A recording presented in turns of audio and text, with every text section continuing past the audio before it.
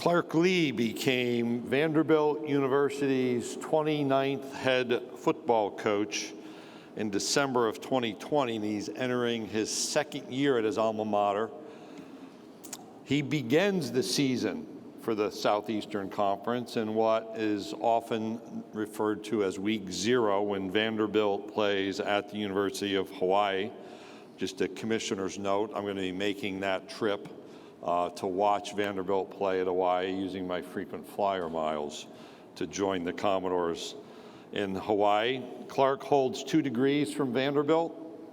He arrived in Nashville after a coaching career that included stops at UCLA, South Dakota State, Bowling Green, Wake Forest, and most recently at Notre Dame, where he served as defensive coordinator from 2018 to 2020. Vanderbilt University head football coach Clark Lee.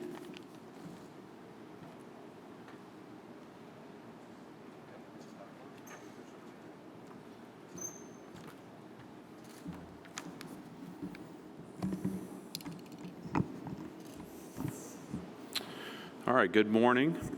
Thanks, Greg. Make sure that you get the invite to the luau in Hawaii. We won't leave you off that.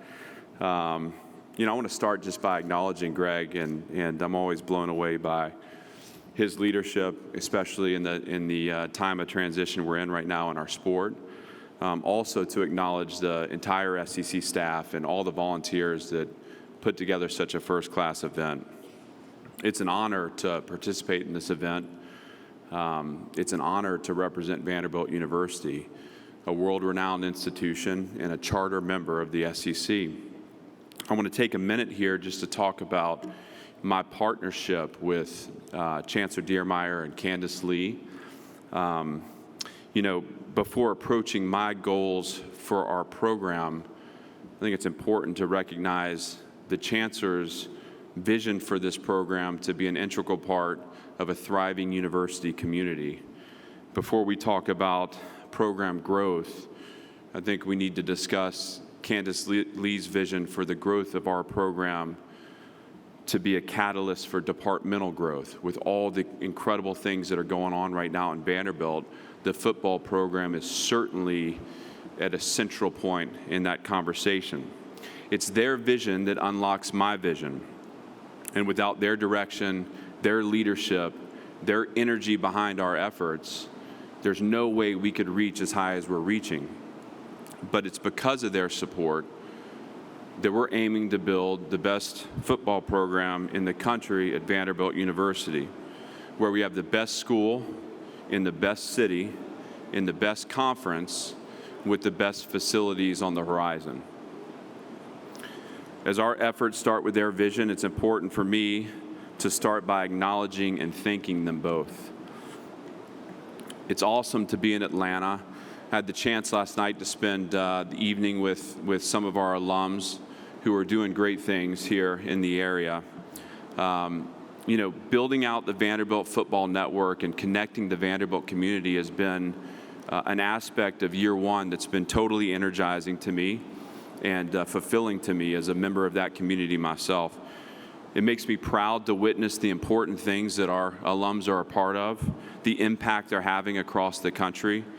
All of that motivates me to prepare the next generation to maintain that legacy. And so with that, I have 3 men with me today that are perfect representations of our program. Anthony Orji from Dallas, Texas, Mike Wright, who's from right here in Atlanta, and Ben Bresnan, who was born in Atlanta and who prepped just down the road in Cumming, Georgia. As you get a chance to meet and get to know these guys, understand that they're examples of precisely why our football program is important. Vanderbilt football is home to many young and driven, talented young people being trained every day to collaborate, care for one another, problem solve, fight through adversity, take ownership, compete, and win. We view the members of our team as the future leaders of our community. And that puts into perspective the important work we undertake in assisting them through what is a pivotal time of growth in their lives. Our mission is to guide and support them through the many challenges inherent in learning and growth and development, while on the largest of stages and under the brightest of lights.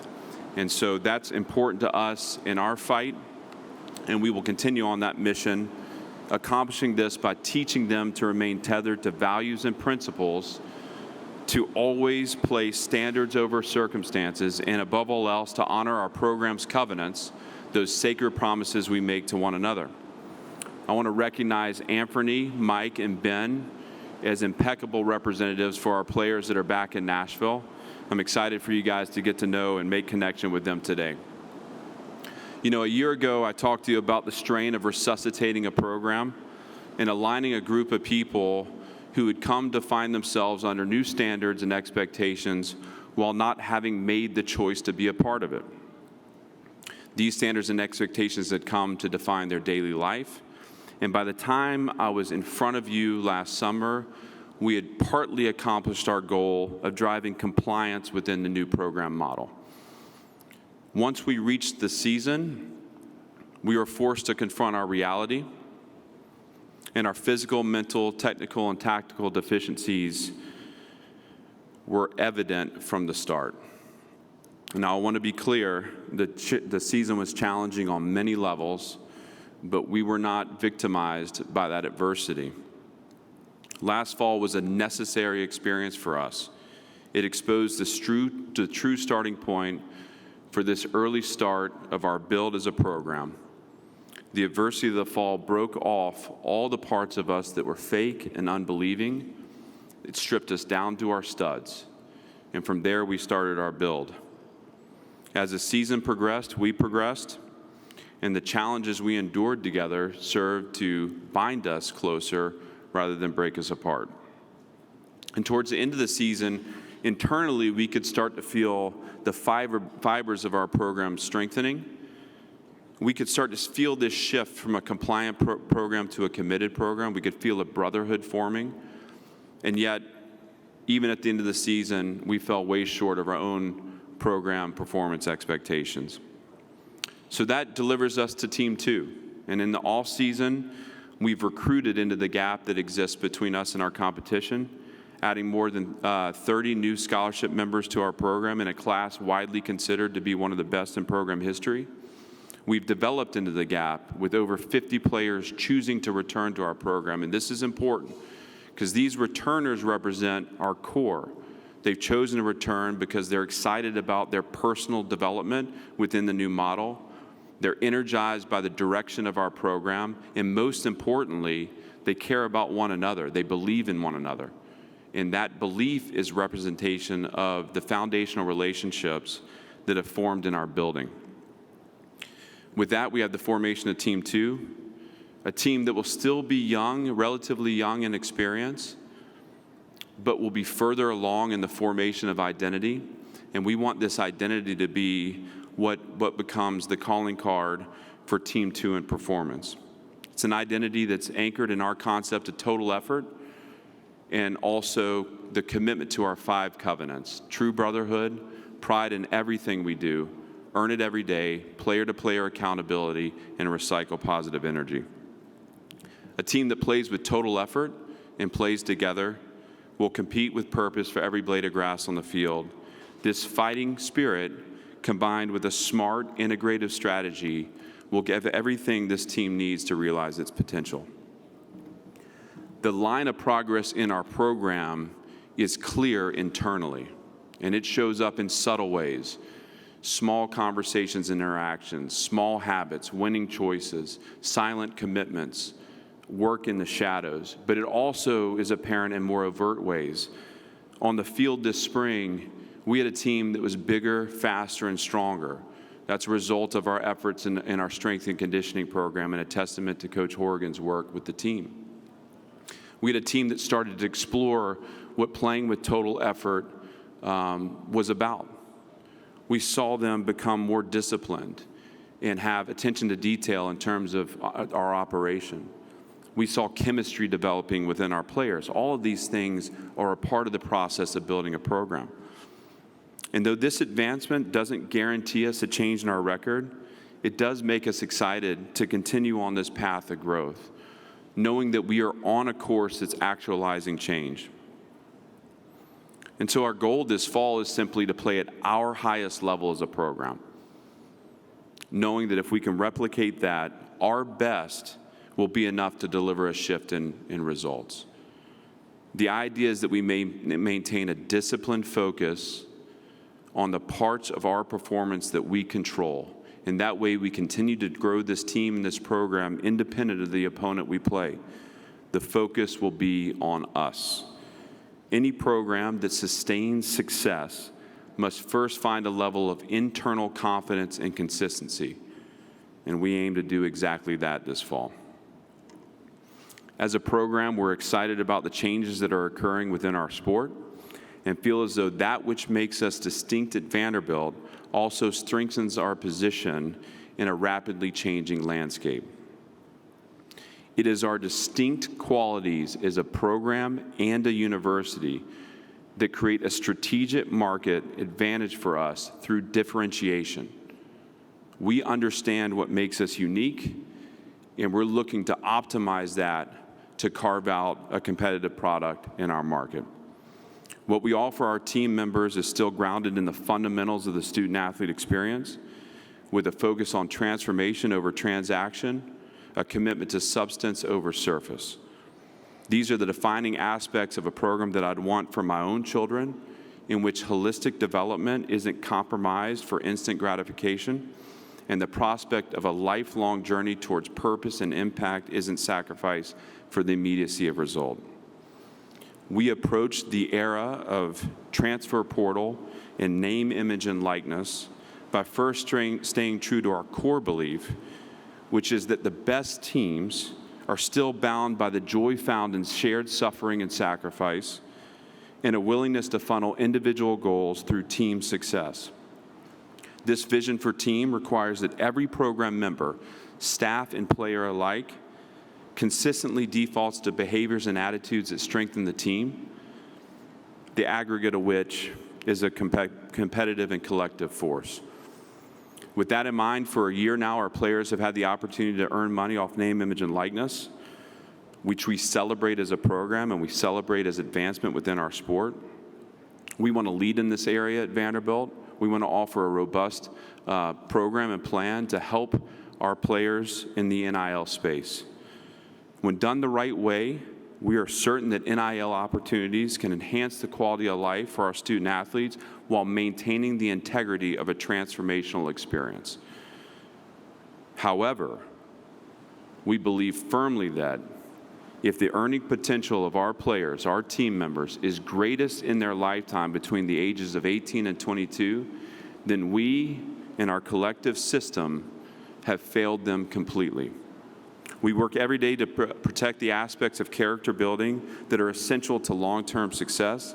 My responsibility as head coach is to enhance the experience of our team in all areas, while always keeping in mind the conversation that will occur in 20 years in which a man reflects on the true value, the lasting value of the investment he made while a part of our program at Vanderbilt.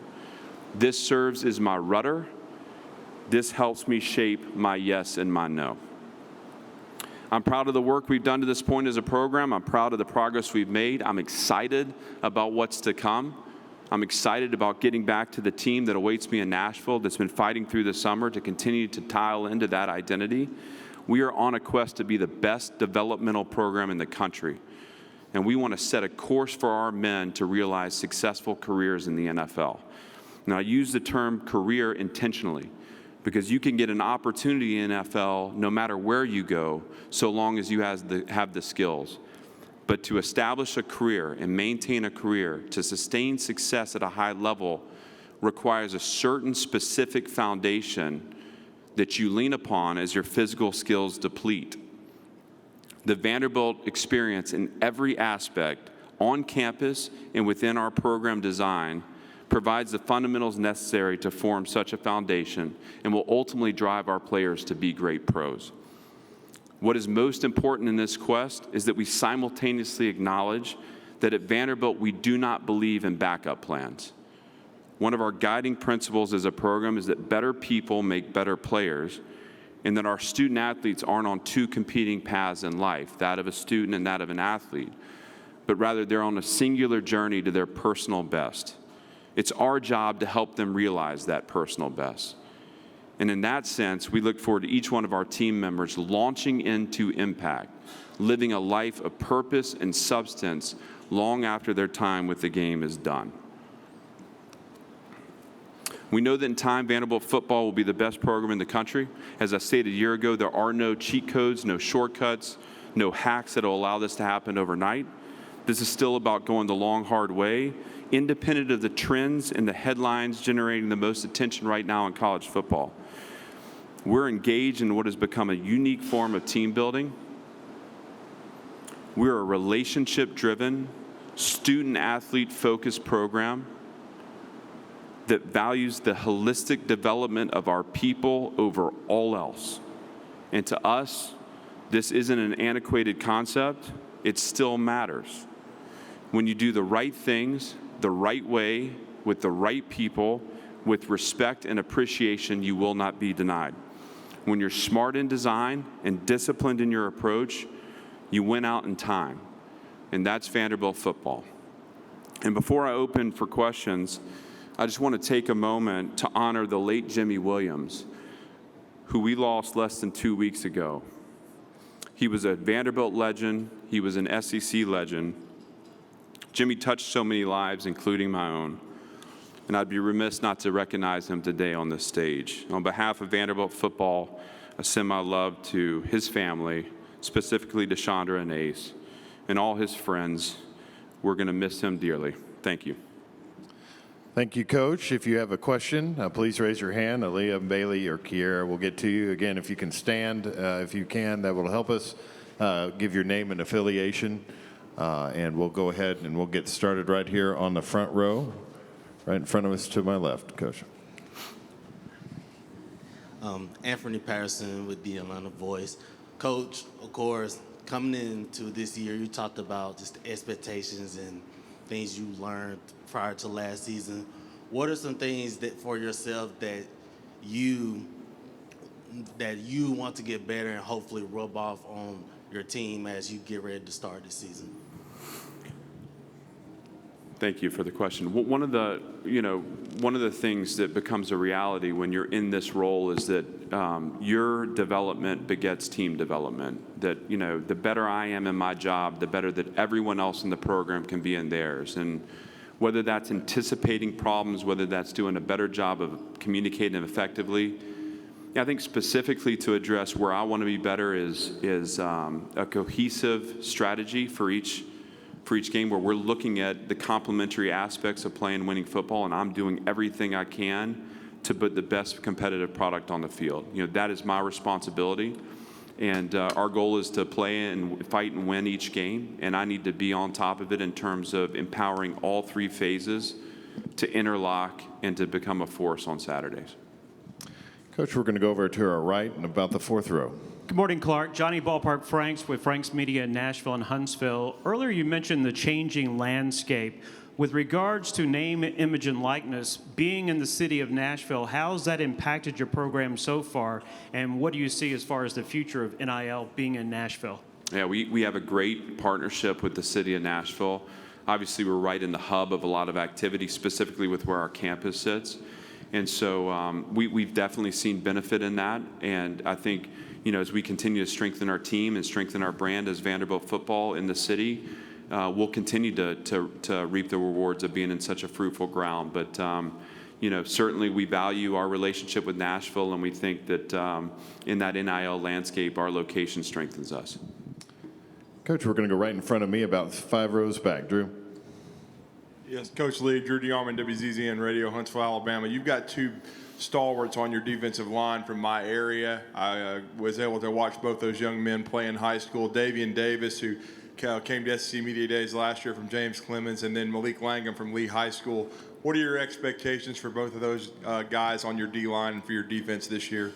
I'm so excited for those two guys. And Davian is recovering from injury, and he's fighting his way back. He's done a great job in being on top of his rehab. He's attacked that just like he attacks everything in life. So we'll be excited to get him back. He's a leader for us. He was a captain for us a year ago. He's part of the heartbeat of our program. And so we certainly value Davian both as a player and a person. Malik has made a ton of strides within the program. I thought last season, he was injured and started slow. I thought he came on late. We're looking for him to capture that level of competitive spirit and effort he played with at the end of the season. He has the physical measurements to be a force in our league. And, we're excited to watch him actualize that and have a lot of work to do ahead of us to get there. But both those guys are two of my favorites, and we're fortunate to have them as part of our program. Okay, we're going to stay in the same section, even further back. Back behind. Hey, Coach. Stuart Steele with the Marietta Daily Journal.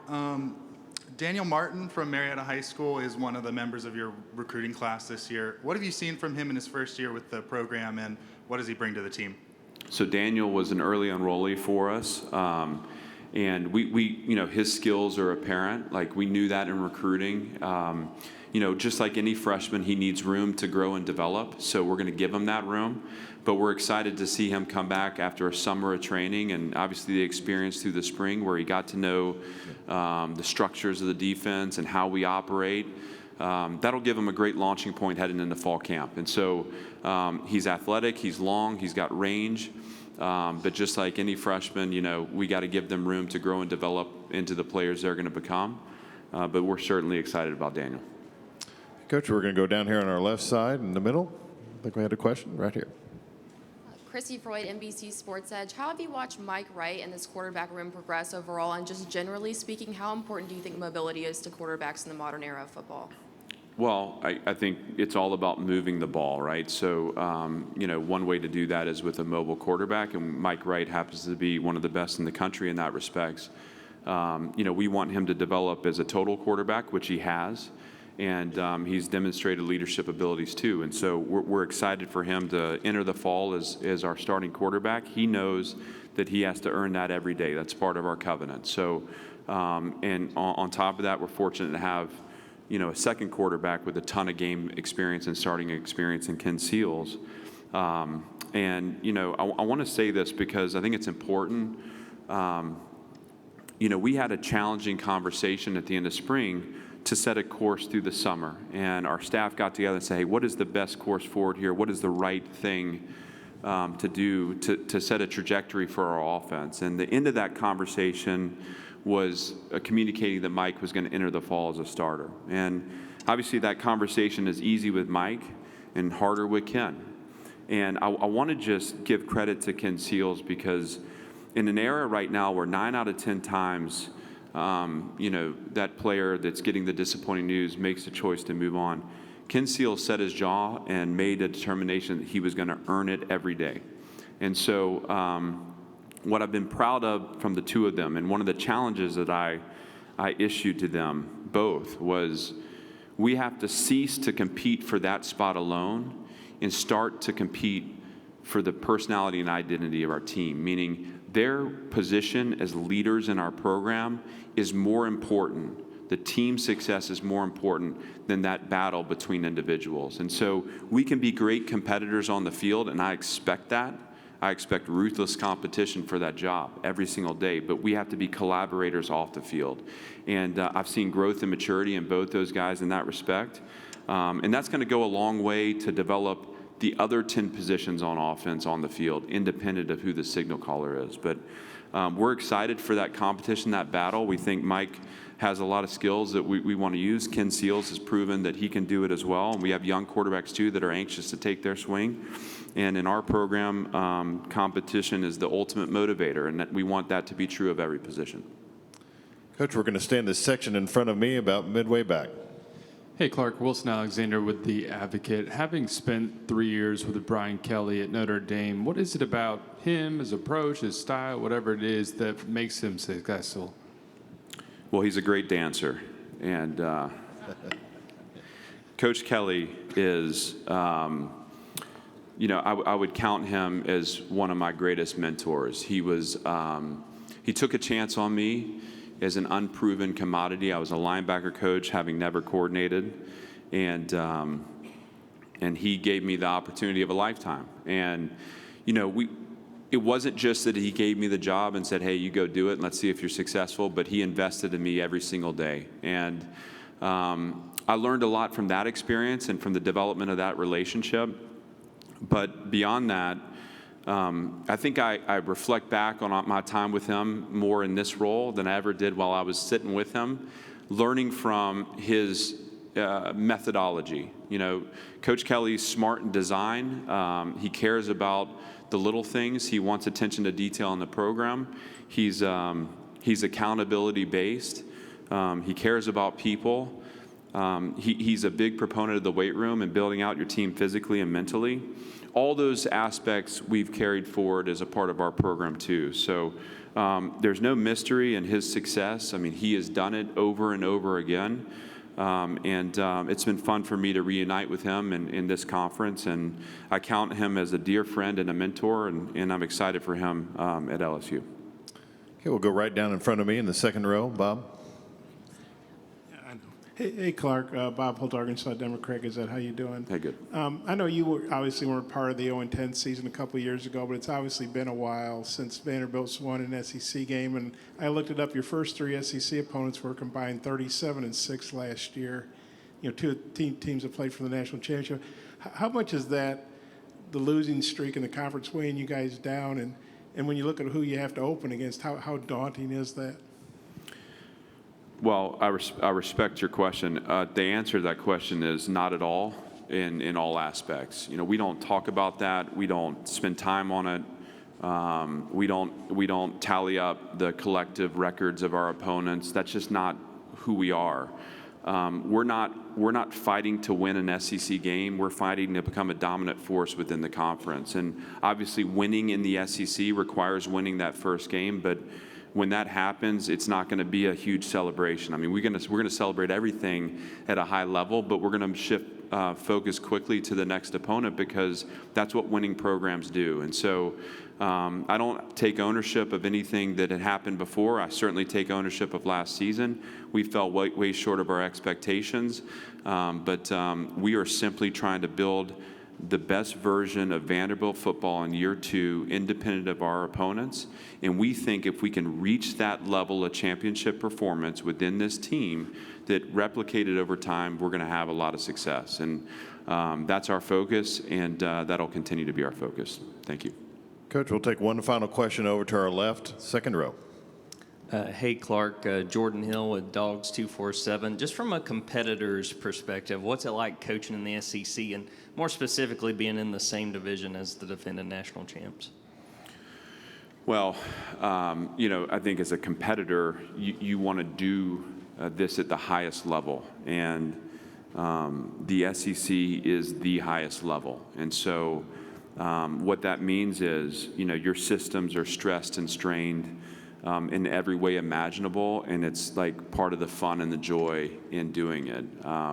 There's not a Saturday where you can sit back and relax. You have to bring it at your highest level each time you play. And whether it's, no matter who it is in our conference, it's going to be that way. And so, again, I think, as a competitor, your goal is always to do this at the highest level, to compete and play the best, to win at the highest level. And membership in this conference gives us a chance to do that. All right. Thank you, Coach, for your time this morning. Thank you.